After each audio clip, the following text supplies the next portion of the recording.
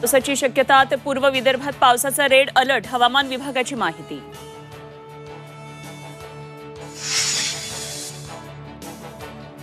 इंग्लंडवरून आणलेली वाघनखं आणि शिवकालीन शस्त्र संग्रहालयाचं मुख्यमंत्री उपमुख्यमंत्र्यांच्या हस्ते होणार उद्घाटन. साताऱ्यात शिवशस्त्र शौर्यगाथा कार्यक्रमही होणार. विशाळगड कारवाईच्या निषेधार्थ इम्तियाज जलील यांचं आज आंदोलन, तर कोल्हापूरचे पालकमंत्री हसन मुश्रीफ आज विशाळगडावर जाणार. विधानसभा निवडणुकीला महायुती म्हणूनच सामोरे जा, केंद्रीय पक्षश्रेष्ठींचा राज्यातल्या भाजप नेत्यांना निरोप. महायुती म्हणून ताकद दाखवण्याचे आदेश. हार्दिक पांड्या आणि त्याची पत्नी नताशाचा घटस्फोट, 4 वर्षांनंतर नातं संपवत असल्याची हार्दिकची पोस्ट.